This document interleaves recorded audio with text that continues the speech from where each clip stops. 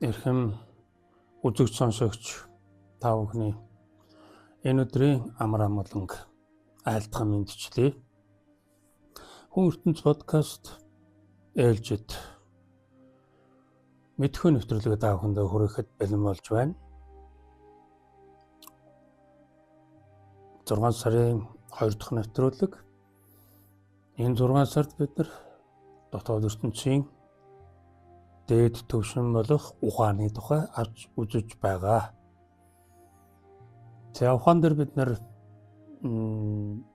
ухамсарлогын нэвтрүүлгийн ерөнхий ойлголтоор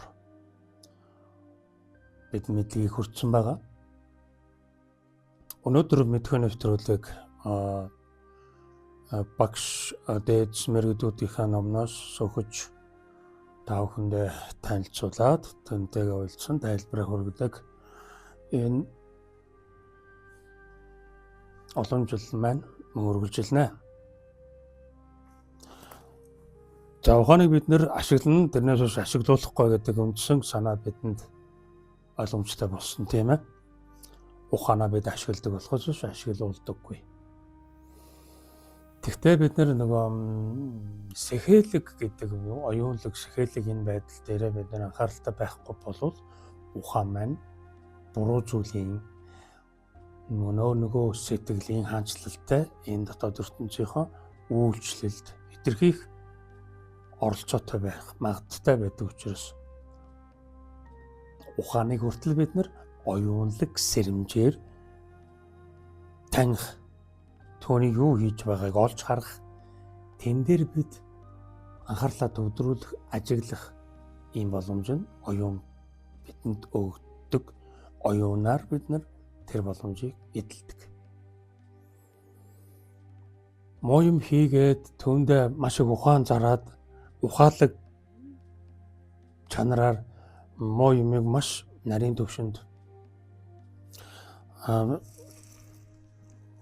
маш өндөр төвшөнд гүйцэтгээд байхыг бид мэднэ. Тэр хүн түүнийг өөрөө л мэдэх гэж бас л хэтэрхий ухаалаг ихэд арайд эндэж яана гэж хүлээж авахгүй юм бол тэр хүн ухаанд ашиглуулсан гэдэг тодтголтой болоод хувирчихдаг. Тэгэхээр нөгөө хэрэглүүлнэ, захирагдана гэдэг энэ үйл ажиллагаа хүний дотоод ахуйд мөн бас явагддаг байна тийм ээ. Энэ дотоод ертөнц нь өөрөө бидний сургалтын бүхэл бүтэн сургалтыг олгох дотоод сургалтыг бүхэл бүтэн тогтолцоо систем. Энэ системд тогтолцоогоор бидний шалгадаг, бидэнд хичээл даалгавар өгдөг, тэгээ буцаагаад шалгалтаа авдаг. Ийм нэг бодлын хөгжилтэй, сонирхолтой юм шиг ийм л төрөлд бид одоогоор амьд байгаа. Гэтэл энэ хүн төрөл маань өөрөө их ухаалаг төрөл юм аа. Одоо энэ дэлхийн гариг дээр ухаанаараа бодвол хүнийг гүйцэх төрөлтөн алгал гэж бид үзнэ. Бид бүхнийг хийж чадж байна. Тэгээд дэлхийн гаригийн, дэлхийн ээжийн бидэнд өгөх тэр бүх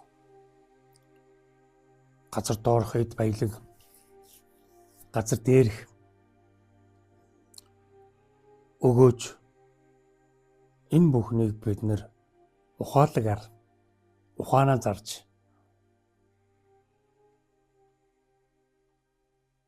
бид бүрэн эзэмшиж, бүрэн эзэн нь болж, бүрэн ашиглах юм эрхтэй гэдэг.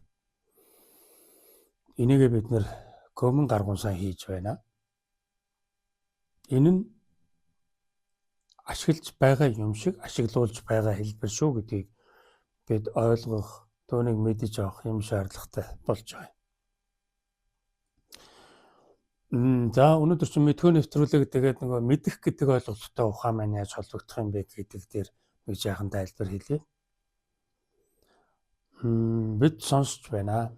Аливаа зүйлийг сонсдог. Ялангуяа тэр нэг ухаан зарсан, гүн ухаан оролцсон ийм үг хэллэгүүд одоо жаахан тийм юм боддог хүнд болвол сэрц хийгээд ингээд сонсох ийм сонирхол төрүүлдэг. Тэгээд чих тавиад сонсоод тэгээд юу гэж юу яриад байна гэд ингээд бас тийм шүү юм шүү гэд өөрийнхөө бодох. Тэгээд үгүй эний чинь шүү жоохон цааш нь лавшруулын башруулъя гэд ингээд мэдэх тухай санаа зэтэл төрөө явчихж байна тийм ээ. Энэ үед бол ерөөсөө ухаан ордоггүй. Сонсох, мэдэх, ойлгох, мэдрэх энэ бүх явцад ухаан ерөөсөө оролцдоггүй гэж ингэж ойлгож болно. Тэгээд энэ сонирхолтой тайлал байгаа биз? Мэдэж аавна гэдэг чинь ухаанаар мэддэм биш юм уу? Үгүй ээ гэж. Мэдээд авч болно тийм ээ. Уншаад сонссноогоо боловсруулад мэдэж авч болно. Тэгвэл энэ боловсруулалтанд нь бол ухаан орно мэдээж. Мэдэж авахд бол ухаан орохгүй гэдэг юм тийм ээ. Ухаан яг хизээ явуулчлалаа үзүүлдэг гэхээр нөгөө гадаад ертөнцид бол мэдхийн төдөөд л ухаан хэрэгтэй шүү дээ тийм ээ. Одоо энэ ном сэтгүүл одоо ингээд хүүхдүүд чинь үсгээ сурахаас эхлүүлэл энэ ухаан хэрэгтэй болоо явчихна. Гэтэл дотоод ертөнцийг таних буюу дотоод ертөнцийн хүн ертөнцтэй амьдрах тухайд болохоор энэ ухаан ч ерөөсөөр оролцдоггүй маа гэдэг юм тийм ээ. Энэ ялгаатай юм ойлголт. Энийг жаахан тайлбарлая. Тэгэхээр үсэг сурж байгаа хүүхэд цагаан толгоогоо цээжлээд дараа нь үг холбож уншина. Тэгээд сая өгүүлбэрийг олбож уншаад өгүүлбэрийн утгыг ойлгодог болно. Энэ чинь ухаан байж хийдэг ажил тийм ээ. Ухаан байж хийн, ухаанлаг байж энэ цаашаа сурлахтан, сайн сурлахтан, дунд муу сурлахтны дүнгээ авна. Тэгэхээр энд шууд ухаан оролцол явдаг байна. Тэгэхээр нөгөө ухааныг бид нар маш бага хэмжээнд хэрэгэлдэг гэдгийн эхлэл нь энэ гадаад ертөнцид болдог энэ гадаад боловсролын тогтолцооны хэмжээ юм байна. Тэгэхээр үсэг сурж байгаа докторын зэрэг хамгаалсан эрдэмтэн энэ хоёрын хооронд ухааны төвшөнд бол ямар ч ялгаа байхгүй тийм л хэмжээний ухааны төлөв төвшин үйлчилж байдаг. Энэ бол нялхсын ухаан гэж хэлэгддэг. Энэ томьёололтой, энэ таардаг. Ингэж хэлэгддэг. Нэг өсөндөө энгийн ухааны төвшин гэж ингэж хэлэгдэнэ. Гэтэл бид нар дотоод хөгжлийн тухайд даваад харахаар мэдэж байгаа зүйл, сонсож байгаа зүйл, мэдэж байгаа зүйл энэ бүхэн чинь хүн ертөнцийн маш их нарийн тэр эрчим энергийн солилцолтуунд бий болж байдаг зүйл. Энд бол ухаан оролцоогүй байгаа гэсэн ийм тодорхойлолттой. Тэгээд сонсоод мэдээд ойлгоод тэгээд мэдэрсний дараа сая ухаардаг.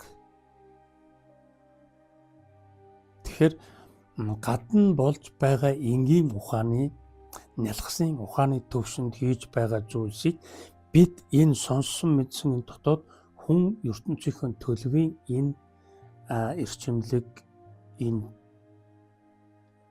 чанаруудаар илчлэн уудлана. Тэгээд энгийн ухааныг гүн ухаан болгож хуургах энэ боломжийг нь олж нээдэг. Тэгэхээр нөгөө хэн нэгэн хүн гэдэг энэ хоёр хүмүүн төрлийн гадна болоод дотор төлөвийн тухай энэ яриа мөн энэ татагдаад ирнэ гэсэн үг. Тэгэхээр гадаад ертөнцид буюу гадаад боловсрол, дотоод ертөнц буюу дотоод боловсрол хоёрт хоёуланд нь ухаан хэрэглэгддэг боловч гадаад ертөнцийн гадаад боловсролд энгийн ухаан хэрэглэгдэнэ. Дотоод ертөнцийн дотоод ухаанд болохоор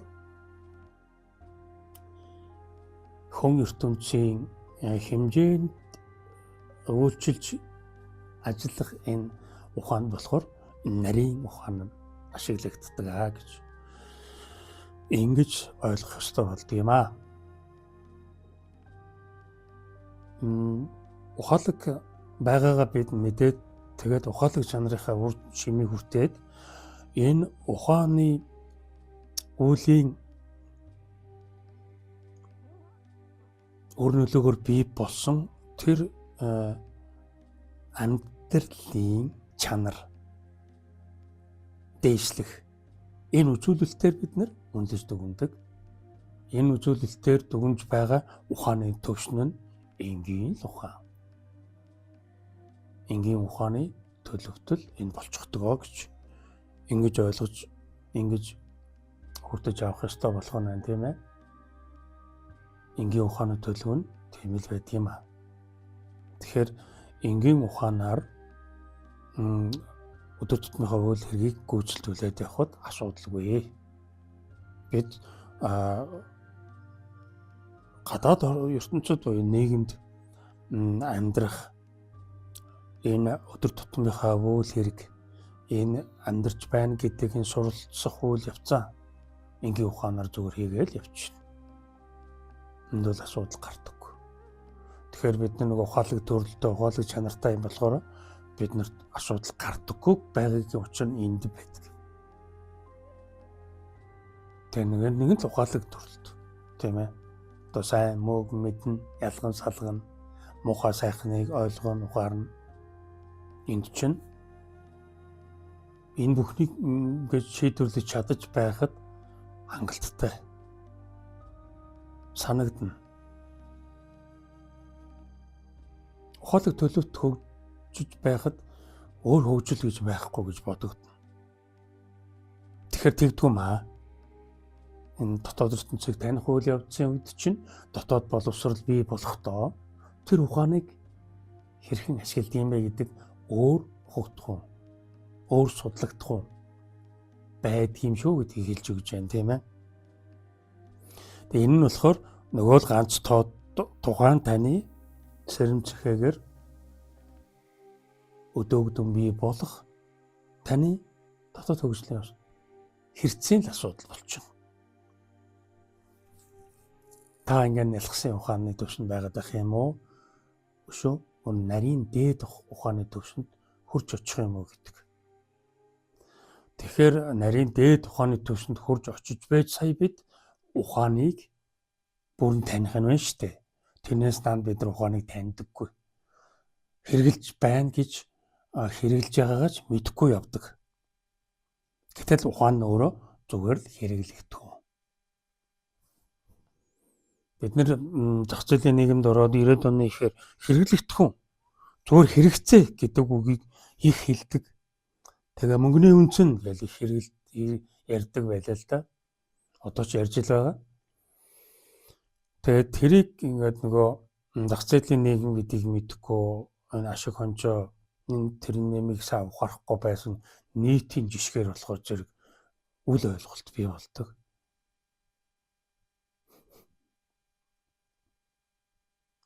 Тэгэхээр ингээд нөгөө ухаан чинь арга залыг хэрэглэн тийм үү? Маш арга залтай. Зал бол ухаанаас бий болж гардаг. Залжин байх нь ухаалаг байгаа шинж.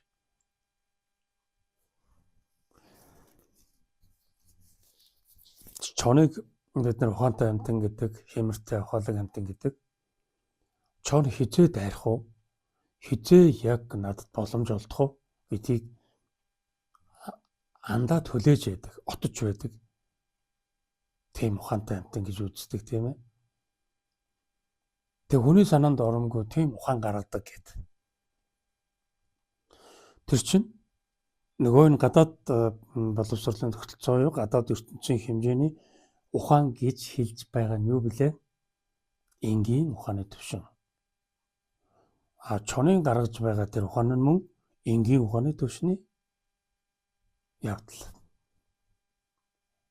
Чон яаж вэ? Хоолоо олж идэх гэж байна шүү дээ. Хүмүүс яаж вэ?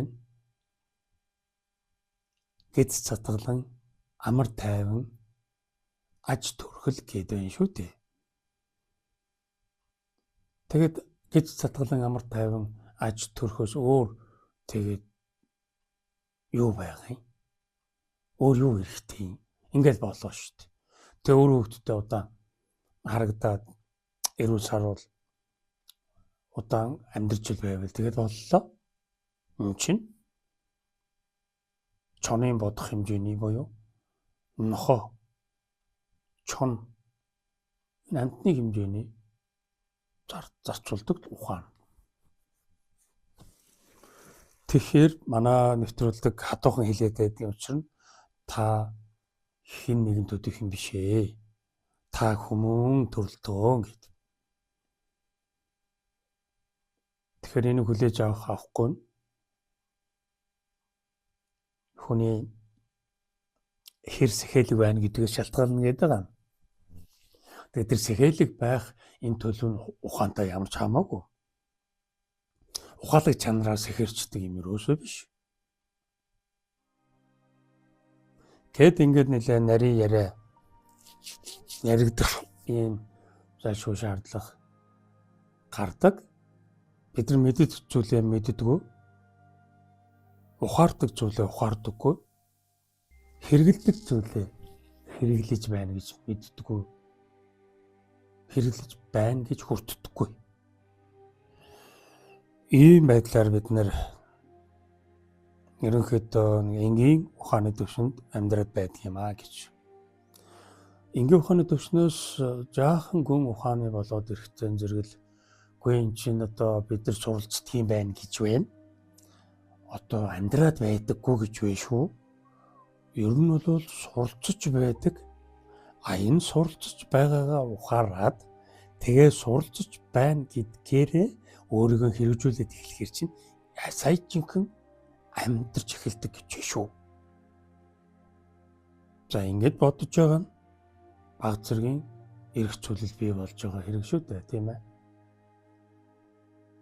Энэнд үнэмших энд итгэх албагүй. Гэхдээ энэ чинь бодогдно. Чи эргцүүлж байна. Яг тийм гэж юу? Тэгээд ингээд дараа чи асуултууд мөн гарч ирэх юм ихтэй. Энд чинь юу хийгээд байна? Хин хийгээд байна? Бидний ухаан хийж байгаа. За ийм учиртай өнөөдрийн хүн ертөнц подкастын мэдхүйн нэвтрүүлгийн дараагийн гэгэнтэн бол Ширийчин мой багш. Ширийчин мой багшийн төгс мөргөн сургаал хэмээхийн зузаан гихчийн номноос та бүхэндээ энэ ухаан хэмээх гарчигтай энэ асуулт хариултын энэ номноос та бүхэндээ энэ ухаан хэмээхийн гарчгийг сөхөж та бүхэнд хүргэнэ. Энэ асуулт хариултыг аргадар явж байгаа буюу шавнартайгаа хөөрөлдсөн энэ Ширийчин мой багшийн хөөрөлдөөнийг ном хэлбэрт оруулсан байдлаар шавнар нь ингэж гаргаж олонний хүртэ болгосон байдаг юм аа. За ингээд амонши. За асуулт. Хүнийг хязгаарлаж байгаа зүйл нь ухаан мөн үү? Ширийчин мой багш. Хүсэлт автсан ухаан юм бүхэнд хязгаар тогтоодог. Өөрийнхөө мэдэлд байгаа зүйлс төдийгүй эзэмдэж авахыг хүсэж байгаа зүйлсээ хүртэл хязгаарладаг. Тэмүүлэлт зүрх харин хязгааргүйтэй нөхөрлөдөг. Хэдийнэ хязгааргүй болсон зүйлстэй нөхөрлөө зогсохгүй. Хяттэй хязгааргүй болох зүйлтэй ч бас нөхөрлөдөг. Голчлон хүсэл болон ухаантай түшиглэн амьдардаг хүн ухааны хүрээнд л хязгаарлагдсан байдаг. Хэрв тэрээр тэмүүллийн ертөнцид нэвтрэн орвол өөрийгөө хязгаарлагдмал ертөнцөөс чөлөөлөх чөлөөлөхийг хүсч байна гэсэн үг болно.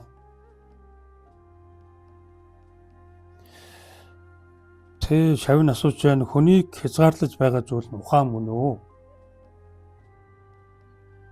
Тэнгүүд хүсэлт авсан ухаан юм бүхэнд хязгаар тогтоодог. Дотоод ертөнц маань өөрөө сэтгэлийн хаанчлалтай гэж байгаа. Хатан хааны системтэй тогтолцоотой ийм ертөнц манай дотоод ертөнц байна. Энийг энд бас тодорхойлоод хэлж байна.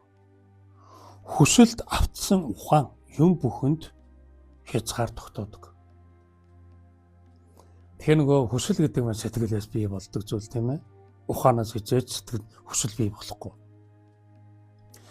Сэтгэлээс бий болсон тэр хүслийг гүйцэлдүүлэхийн тухайд ухаан арга чаргал сүлэлдүүлэн бий болгон тийм ээ. Арга суугчлна. Тэгэхээр тэр хүслийг гүйцэлдүүлэх тэр хүсэлт хамаатай тэр л хязгаарт хүрч үйлчилдэг ухаан бол. Тэгэхээр тодорхой тийм хязгаарлал тогтоож байдаг. Энэ тухай санаа хэлж байна тийм ээ.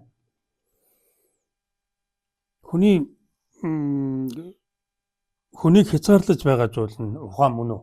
Одоо чинь хүний дотоод хөгжил, энэ бяцлал бүтээлийн энэ бүх үйлдэлс хүний мөн чанар бий болж гарч ирэх юм боломж байхад л үүнийг ухаан хязгаарлаад байна. Хөгжлийг боомлж байна. Би ингэж бодож байна. Энэ зөв багшаа гэж асууж байгаа хэлбэр шүү дээ. Тэгэхээр ширж өнөө гэж болохоор хүсэлт автсан ухаан хязгаартай л байдаг гэсэн үг гэж байна. Тэгэхээр нөгөө энгийн ухаан гэж ярьсны тэр нөгөө хүслийнхаа дагуу ухаан нь арга сувгжилдэг, арга сэтдэг, янз бүрийн гаргалгаануудыг бий болгодог.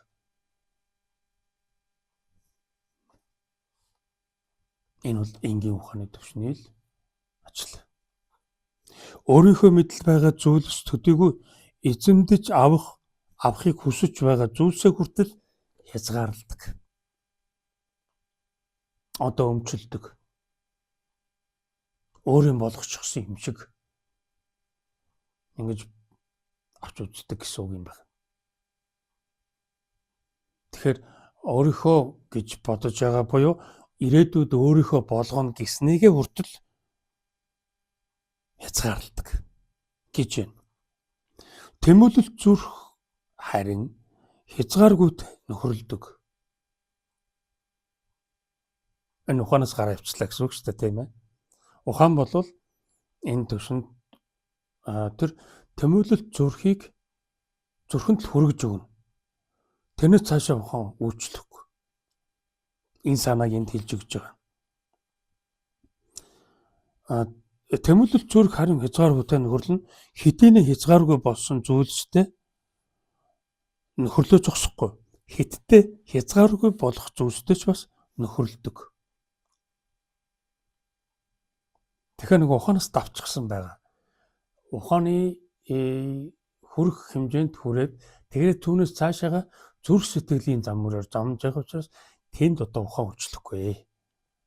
Тэгээ ухаан үйлчлэхгүйгээс гадна өшөө цаашаа бүр ухамсарт хөгжлийн тэр нарийн нандин тэр төлөв төвшин рүү хүрэх ийм тэр төлөвдөлтөд хүртэл нөхөрлөдөг гэж. Тэгэхээр боломж нь хязгааргүй болж хуурж байгаа. Ухаан нь бол хязгаартай. Ерөөсөө ийм далд тайлбар энд явж байгаа байхгүй. Голчлон хүсэл болон ухаантай түшиглэн амьдардаг хүн ухааны хүрээнд л хязгаарлагдсан байдаг.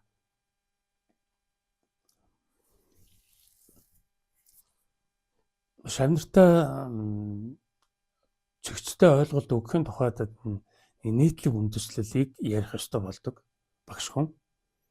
Ялангуяа энэ оюун болоод ухамсарлаг энэ хэрчэд хамаатай энэ ойлголтыг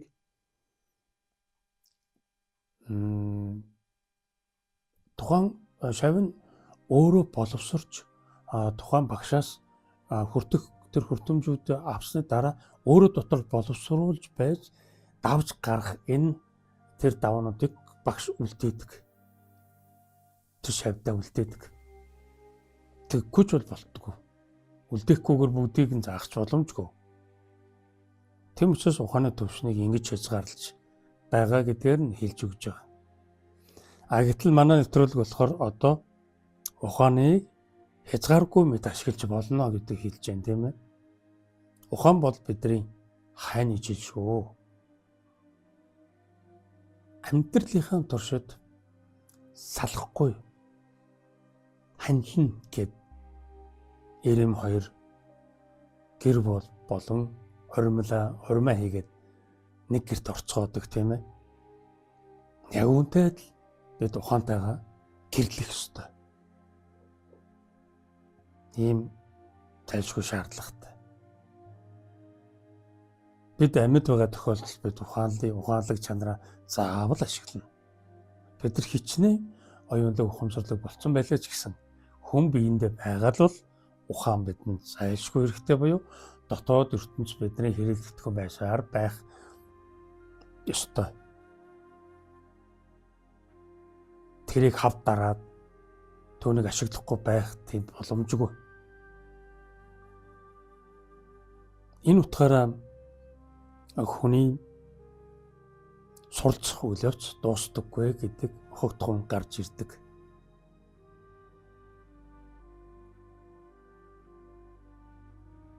Тэгэхээр ухаалаг чанараа бид нар байнгын хэрэглэж түүнтэйгээ өдөр тутам хамт байх учраас өөрийнхөө ухаантай сүү тавь дараа нь болж тэгээд хурмаагийн дараа нь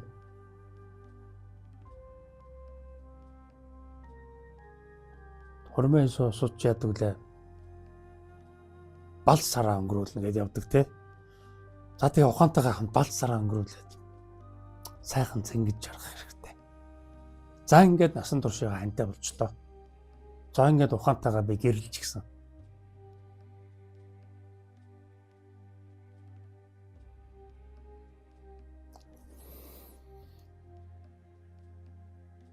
Хэрв тэрээр тэмүүллийн ертөнцид нэвтрэн орвол өөрийгөө хязгаарлагдсан ертөнцөөс чөлөөлөхийг хүсч байна гэсэн үг ээ.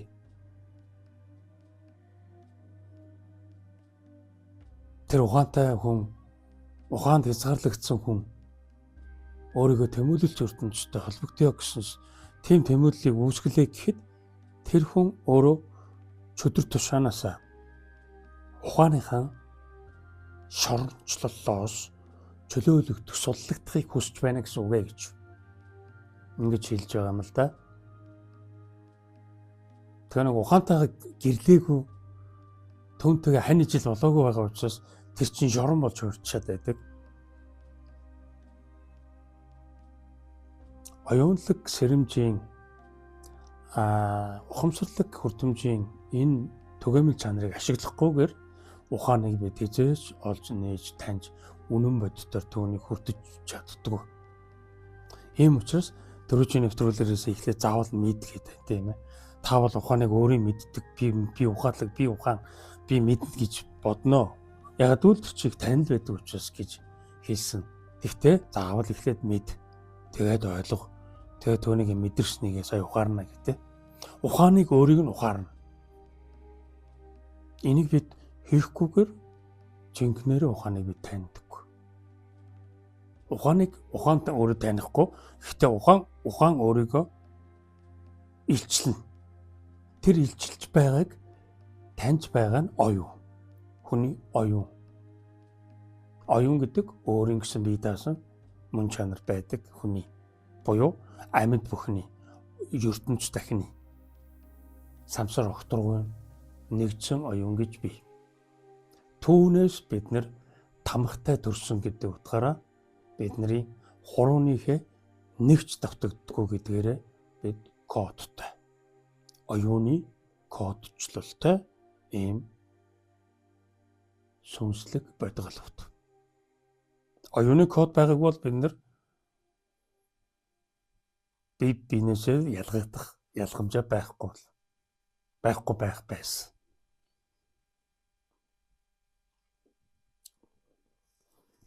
За цааш нь асуулт. Эрэлзэн хүн ухааны зах хязгааргүй уужимд хүрч чадах уу? Эсвэл зөвхөн гэгэрсэн сүнсэнд л ингэх чадвар байдаг юм уу? Шүржмаа багш. Ухааны хөвөө хязгааргүй уужим ертөнцөд эрэлзэн хүн хүрч чаддаг аа.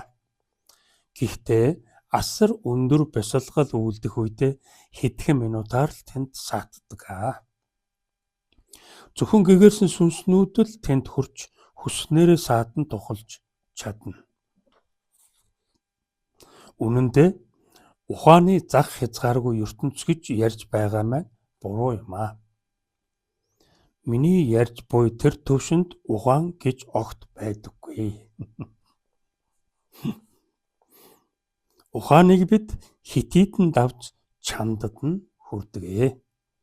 Тэгээд түүнийхээ тухай ярихдаа ухааны зах хязгааргүй ертөнцийг үзэж харлаа гэж гэх боловч үнэн дээр тэр бүхэн ухаанаас чандад болдог зүйлээ.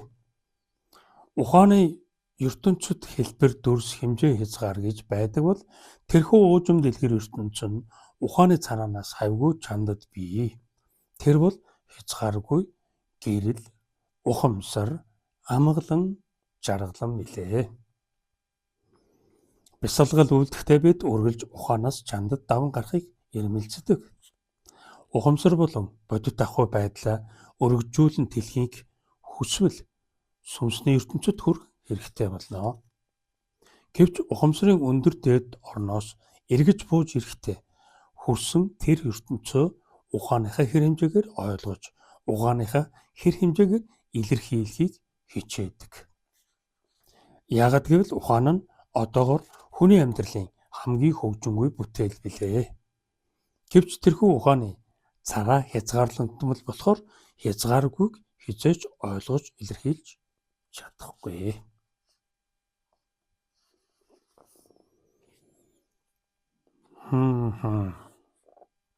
За та бүхэнд ойлгомжтой байгаа гэж найдаж байна. Задаргаа мөн бас орж ирнэ тийм ээ. Ухааны хөвөө хязгааргүй уужим ертөнцид эрэлзэн хүн л хүрч чаддаг аа. Мөн саяхан яриад өнгөрсөн тэр ухаан мөнөө биднийг оюуны төвшөнд буюу зүрх сэтгэлийн маань зүрхний маань тэр төлөв төрөж өгөөд тэгээд за баяртай гэд үдээд үлддэг гэж. Тэрнтэй яг энэ тавчж जैन тийм ээ. Ухааны хөвөө хязгааргүй уужим ертөнцид эрэлзэн хүн хүрч чадна. Гэхдээ асар өндөр бясалгал үйлдэх үедээ хэдхэн минутаар л тэнд саатдаг. Зөвхөн гэгэрсэн сүнснүүд л тэнд хүрч хүснээрээ саатан тухалж чадна. Тэгэхээр чи нөгөө ухааны хязгаар хил хязгааргүй гэж хэлээд байгаа нь тодорхойлолт нь болохоор хил хязгаар байдаг юм шүү. Түүнээс цааш хил хязгааргүй бол хил хязгаараас нь цаашаага ухааны хэмжээ хүрэхгүй. Энэ нь батлагдчих. Бас Шүржмаа багшийн номлолоор илчлэгдэж байна гэсэн үг. Үнэн дээр ухааны зах хязгааргүй ертөнц гэж ярьж байгаа маань буруу юм аа. Миний ярьж буй тэр төвшин ухаан гэж огт байдаггүй. Миний ярьж буй тэр төвшин ухаан гэж огт байдаггүй. Та ухааны амьтан биш шүү. Цаашлан шүү. Ухаанаас хитийдэн шүү. Энэ боломжтой шүү. Энийг хэлж өгч байгаа хэлбэр тийм ээ. Миний ярьж байгаа нь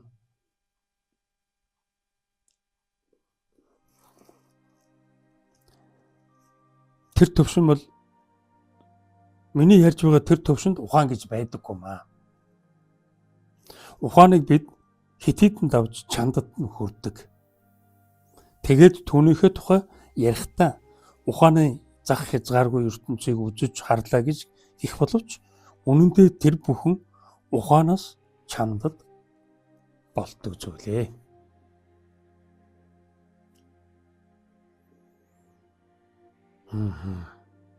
Энэ бол гайхалтай дамжуулалт. Ухааны чандад гарна гэж байна. Ухааны чандад хөгжил явагддаг гэхээс биш, ухаанд бол энгийн ухааны ил төвшин буюу тэр гадаад хөгжлийн гэж хэлээд байгаа тэр бүтээн байгуулалтын үйл хэрэг явна шүү. Тэрнээс биш ухааны чандад бол өөр асуудал шүү гэдгийг заагалж ялгаж хэлж өгч байна, тийм ээ. Тэр чинь цаана нь болдог үйл явц. Наана нь болдог нь бол ийм. Цаана нь болоход нь миний ярьж байгаа зүйл. Энэ наана болж байгаа нь та нарын ярьж байгаа зүйл. Цаана болж байгаа зүйл нь миний ярьж байгаа зүйл. Тэр нь ухааны шанад хязгаарт гарсан дараа болдог зүйлээ. Тэгэхээр ухаан бол ухаанд ингээд тороод үлдэж болохгүй нэ. Ухаанд баригдаж, ухаанд хязгаарлагдаж орчихгүй шүү гэсэн ийм санаа. Ухааны төвшөнд бол байж болно. Ухааны чандад гарахаараа бид нар оршиж эхэлнэ. Оршихгүйгээр бид сая хүний хэрэг бүтэхгүй. Гээд ингээд бүх юм уялдаатай тайлбарлагдаад цаашаа явна. Бяцлал үлдэхдээ бид үргэлж ухаанаас чандад даван гарахыг эрмэлздэг. Ухамсар болон бодит ахуй байдлаа өргөжүүлэн дэлхийг хүсвэл сүнсний ертөнцид хүрэх хэрэгтэй болно. Тэгэхээр энэ чинь ухаантай ямар ч хамаагүй л авчиж байна. Бүр сүнсний ертөнцид очих ёстой бол төвний тухай эрмэлзэн тэмүүлэх ёстой болж байгаа. Гэвч ухамсарын өндөр дээд орноос эргэж бууж ирэхдээ хөрсөн тэр ертөнцөө ухааныхаа хэрэмжээгээр ойлгож, ухааныхаа хэрэмжээгээр илэрхийлэхийг хичээдэг. Тэгэхээр түрүүнд яриад өнгөрсөн өгөнд буухгүй тийм төвшний ингээд төрөч ухамсарлахын нэвтрүүлгээр хэлсэндээ өгөнд буудгүй зөөлийг буюу ухааны цаана гарчаад ухаанаас цаашилсан оюуны төвшөнд хүрчээд ухамсарлаг ахуйд хүрчээд тэрийг бас бид ярьж өгөнд буулгаж биендээ дамжуулах шаардлагатай болоод байна. Одоо тийм цаг үе гэж хэлж байгаа учир нь болохоор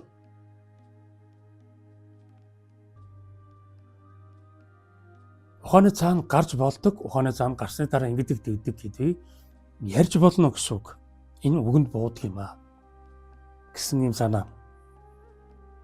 Ер нь бол энэ нэг бяцлаглалын үр дүнгээр бий болдог гэж манай нэвтрүүл ерөнхийдөө ингээд бяцлаглалыг өндөрт өргөж ярьдаг.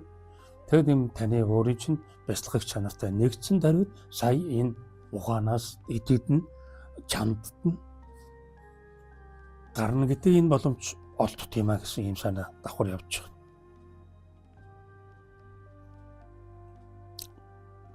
Яагаад гэвэл ухаан нь одоогоор хүний амьдралын хамгийн хөгжингүй бүтээл юм. Гэвч тэрхүү ухааны цараа хязгаарлагдсан болохоор хязгааргүй хязгаарч ойлгож илэрхийлж чадахгүй.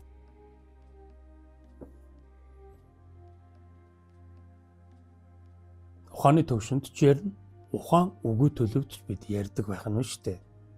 Тэгэхээр хүний энэ үнц нь хүний хурц болох хөгжлийн боломж хязгааргүй гэдэг ингээд тайлбарлагддаг. За дараагийн асуулт. Бурхан бол оюун ухаанд найдаж түшгэлдэггүй гэж та сургадаг. Үүгээр яг юу хэлээд байгааг тань би ойлгохгүй байна. Ширүүжмэ багш, бидэнд бие махбод бий. Бас ухаан бий. Үүнчлэн Бурханыг бас бие лагшинтай бид нар шиг ухаантай гэж бодож болно. Хүмүүс Бурханыг ихэвчлэн авуугай ухаан мэд төсөөлөх буюу өөрсөд чигээ ухааны хүчээр хөдөлдөг гэж боддог. Өнөө хүртэл ухаан гэдэг хүн төрлөختнийг их ололт байлаа. Түүний хүчээр шинжлэх ухаан ер нь гадаад ертөнц асар их дэвшилт хүрсэн. Хамгийн дээд амжилт маань ухаан болохоор бид Бурханыг хамгийн дээд хөгжилтөд ухаан бүхий оршино гэж үздэг. Гэвч Бурхан гэдэг ухаан бус. Бурхан ухааны хүчээр хөдөлдөггүй. Хөдлөхийн тулд бидний ашигладаг ухааны томьёолол түүнд хэрэггүй. Бурханд алив нэгэн санааг ухааны хүчээр томьёолох хэрэг үгүй. Хүн аливааг үйлдэхээс өмнө ихэвчлэн боддог. Гэвч Бурханы хувьд тиймгүй. Толдон үзэх зуур үйлдэж бас түүнд хувилах тааллын хүчийг тэрбээр ашигладаг юм. Бурханы толдох үе, үйлдэх үе, хувилах нь нэгэн дор биелэлийг ол хагаад агшин зуурын хурдтай.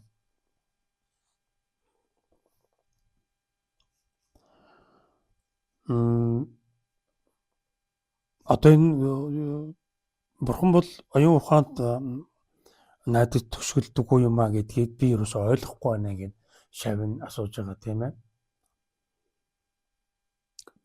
Ер нь ухаанаар хэмжигдсэн байгаа тийм сэтгэхүйн таалал тэр хүнд үйлчилсэн тэр хүн тийм сэтгэхүйн ерөөсөй хамгийн дээд юм чи ухаан шүтэ гэсэн тэр сэтгэхүйн таалал буюу хүчил баримтлалд итгэж гисэн байгаа ийм хүн гэсэн үг л дээ. Тэр хүн ингэж асуудаг. Тэний ч ерөөсөй ойлгохгүй байна. Бурхан чинь ухааны ашигладаггүй гэж үү гэд ингэчихэж байгаа.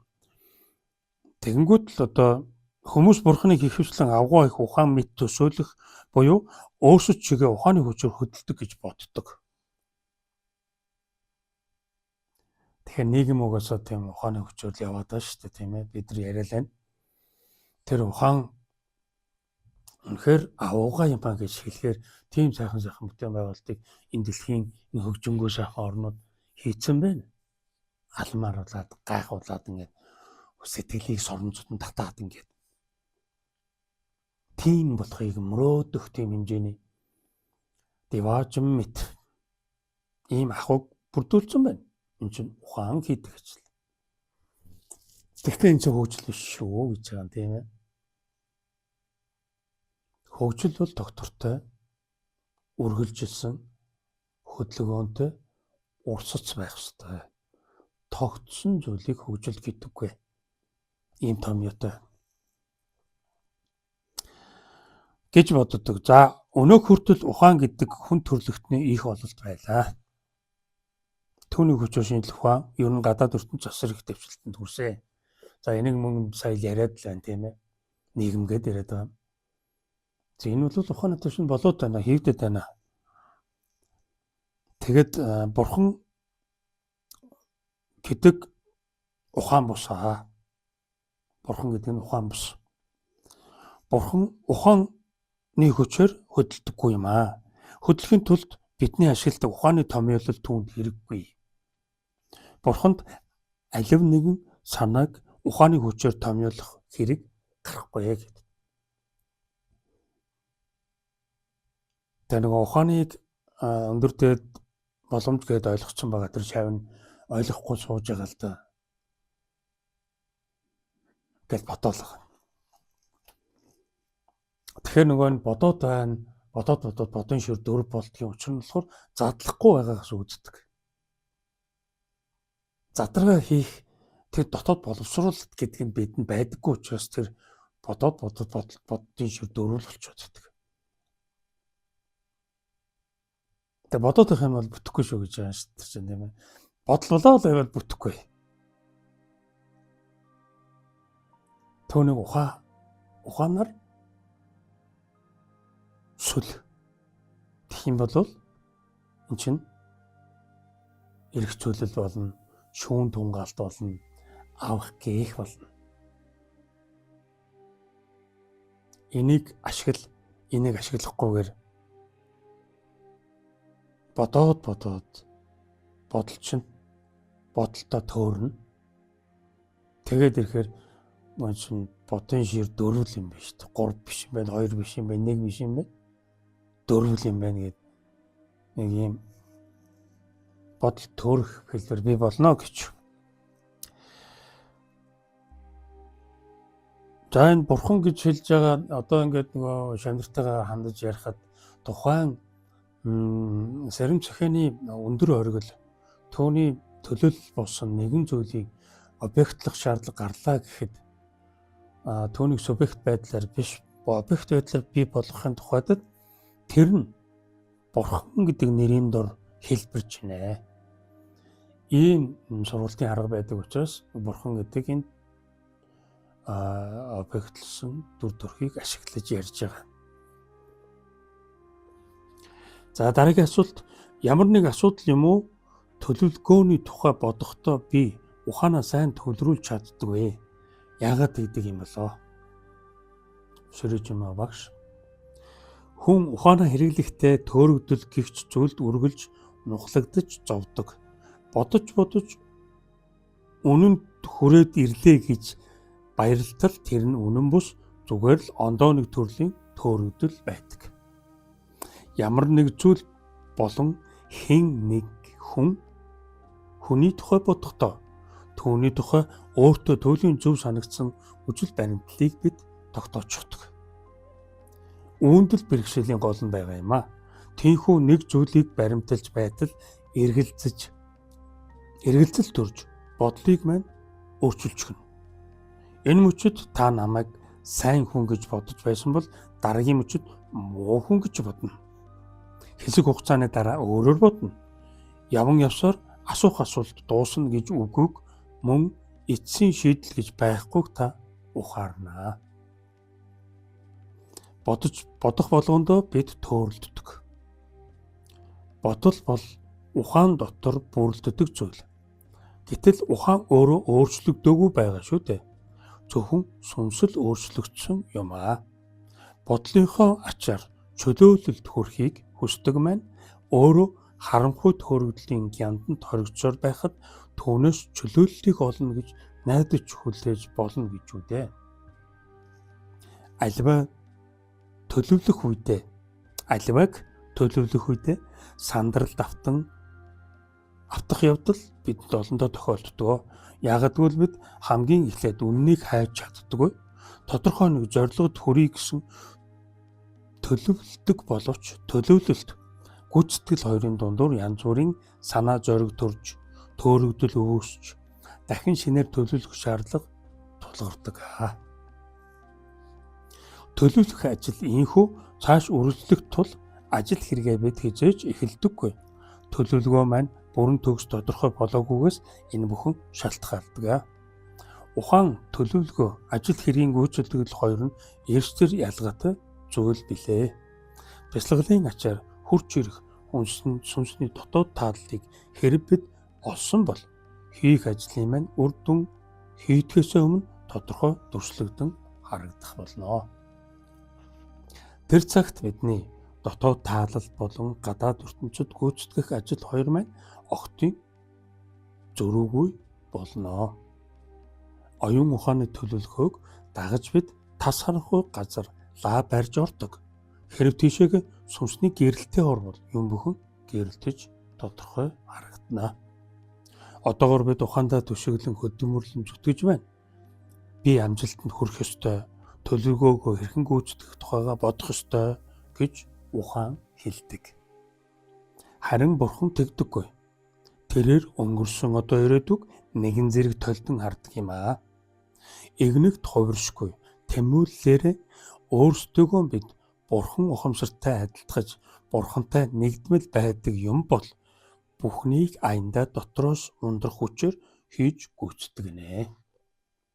Ингэхдээ ухааныг бус совин мэдлээрээ ямагт дотоод ухамсараа хэрэглэнэ. Хэрэг бид совин мэдлээ хөгжүүлж чадвал ажил хэрэгээ төлөвлөлгүйгээр явуулах чадaltaй болно. тэр цагт бүрэн төгс тунхаглагдах гэж байгаа боломжууд нүдэнд байна. Цаг үргэлж бодит байдлаар дүрслэгдэн харагдах болно. Нэг бодон шир дөрөв гэдэг шиг энэ юу чинь энд бас дахиад араас хэрэглэгдээд батлагдчих яах юм.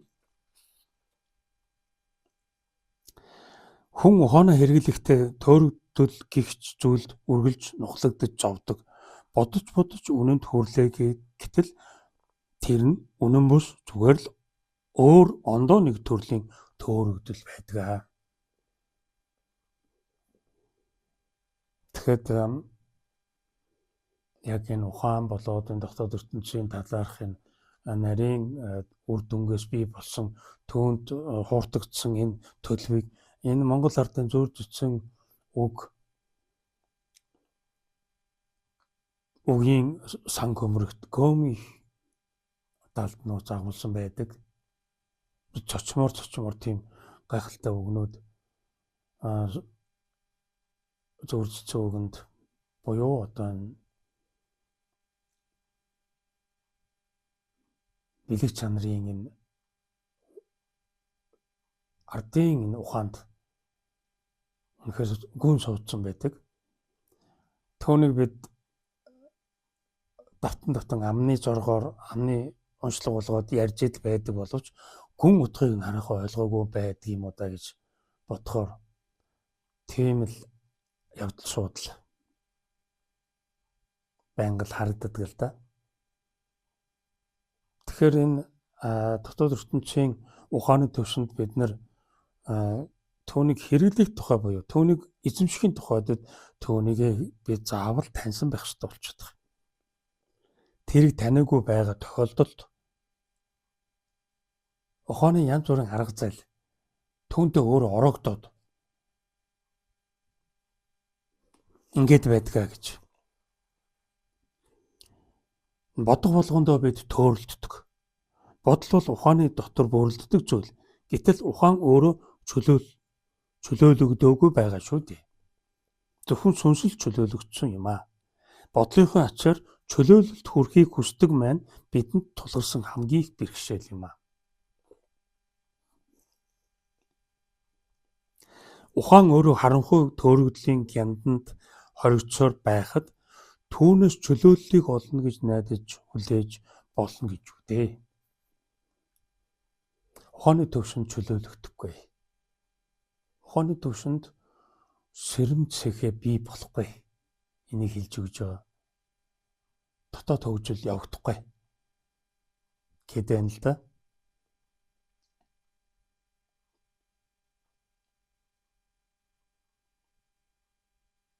Ухаалаг чанараас бид нар маш ихийг суралцсан, маш ихийг хэрэглэн, маш их зүйлийг бид нар ухаанаасаа олж нээж бүр гайхширч болно.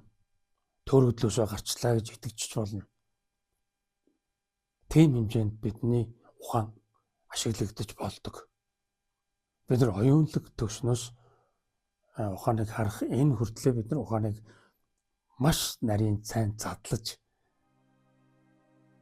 нэг бүрчлэн уудлаж үзэх шаардлагатай байдаг. Тэгэхээр ухаан хязгааргүй мэд, хэл хязгааргүй мэд юм үйлчлэлээ үзүүлдэг гэдэг шүү дээ, тийм ээ. Тэгэхээр чинь ухааныг ухаанаар нь бодоход тэр олдохгүй. Хайхад олдохгүй. Ирээд олдохгүй. Яг тэгвэл ухаан нь өөрөө ухаанаа эзэмшиж байх учраас. Гэтэл түүнийг таних эн чинь ухаан яваад байна гэж олж харж байгаа нь оюун байгаа. Оюуны танигч чанар. Бидний бясалгагч чанарын маань нэгэн төлөөлөл оюун буюу танигч чанар. Бясалгагч чанарын танигч төлөв. Тэгэхээр бясалгалаар бид бясалгагч чанартайгаа нэгдэн бясалгагч чанараас бид нар сая оюунлаг чанар руу шилжихэд бид бүхнийг танигч болон хувирна гэж түрүүний нэвтрүүлгүүдээр яриад байна да. Гэхдээ оюуны тухай ярихад бол нэлээд бүхэл бүтэн юм ном хэмжээнд бичигдэх. Бүхэл бүтэн юм ном болж гарах юм хэмжээний их яриатай сэдв. Тэгж ухааныг бид нар оюунаар таних нь биш үү? Сэргийг оюунаар таних. Таних чанараараа бид таних. Тэрнээс биш ухаан өөрийгөө танихгүй. Энэ боломжгүй гэдэг. Тийм боломж байдаггүй учраас бид нар ухаанаас давж гарах хэрэгтэй болчихдог. Тэгэхээр ягаад энгийн ухааны төвшөнд хүмүүс ажиллаж амьдардаг юм а гэдэг юм бэ гэхээр нөгөөх чинь хөгжөөгөө ухааны төв байгаад. Тэгэхээр ухааныг хөгжүүлээд ирэхээр тэрийг таньж түүнийг юу болохыг нь мэдэж түүнийг яаж чаддгийг нь ойлгоод түүнтэй хамтарч ажиллахаар юунд хүрч болохыг нь мэдсэн байгаа учраас бид нар түүнийг өшөө нарийн түвшнэр ухааныг ашиглаж болдго юм а гэдэг. Тэр ухааныг ашигладаг тэр хэмжээс нь болохоор дотоод хөгжлийн тэр дуудлагаар л бий болдог зүйл. Тэрнээс бизнесийн асар өдөр түвшний ухаантай болох одоо бизнесийн тийм удирдлагын ухаан тэрний одоо хэмжээнээс бүр өшөө хэмжээнд хүрийн мөрийг тэр ухаан яваад л та мэдээж маш нарийн ухаан зарга хийж чадна. Гэхдээ хүний хөгжлийн хэрцийг гүйцэлдүүлж дөнгөхгүй гэдэг. Хүний хөгжилд энэ ухаан хүрэхгүй. Ухааны түвшинд бол хүрэхгүй.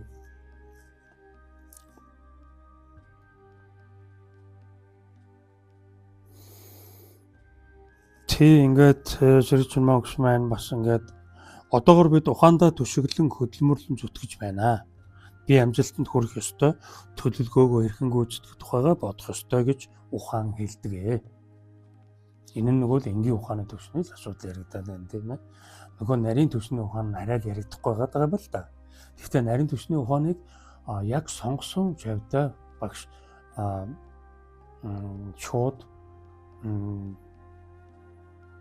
хүртэмжийн хэмжээнд дамжуулдаг.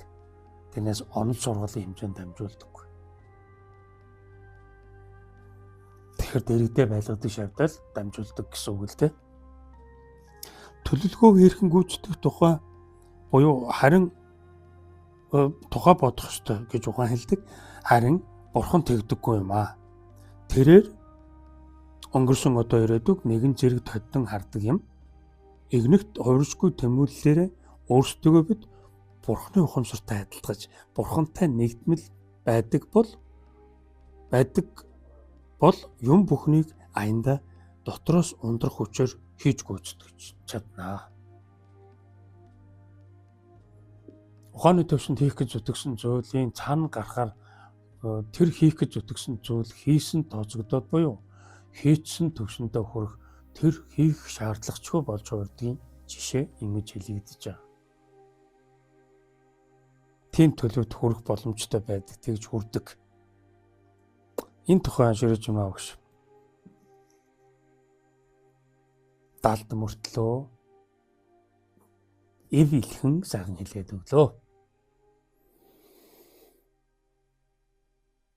Ухааныг бид нар хэрэглэх хүн гэдгээр нь хүлээн авах. Энэ бол сэрүүн сэргийг таны төлөв чанар түүнийг толдон харж байгаа хэрэг. Сэргийг тийм хүмүүн заяа. Мөн л яадаг байх нь. Ухааныг бид нар ашиглаж түүгээр бид нар ухаалаг чанартайгаа хамт өргөдөж ирдэг байх нь. Нөгөө л манай хүн ертөнцийн подкастын өрөө болсон хүн та өөрийгөө гайхамшигтай төрөлтөн хэмээн өргөсөв. Энэ үгээрээ энэ нэвтрүүлгийн бас өндөрлөе. Таны ухаан бол хязгаартай. Таны дотоод хөгжил бол хязгааргүй. Дараагийн нэвтрүүлгээр бяцлах нэвтрүүлгээр ухааны талаар сүүлчийн тайлбараа хүргээд ингээд энэ удаагийн Хүн ертөнц подкаст ингээд өндөрлөнө. Цаашаа Хүн ертөнц подкаст хэрхэн өрнөх талаар дараагийн уулзалтуудаар буюу тодорхой уулзалтууд зохион байгуулахаар төлөвлөсөн байгаа. Тэр уулзалтуудаараа тухайд нь зарлаад хэлээд явна. Гэхдээ ер нь бол Хүн ертөнц подкаст зогсохгүй гэсэн үг. Гэхдээ миний дотоод ертөнц хэмээх энэ ертөнцийн тухайд дамжуулалт нь ингээд дуусч байгаа хэлбэр юм байна. За анхаарлаа хандуулсан хүмүүн заяатан та бүхэндээ гялалаа. Иргэн уулзъя түр баяртай.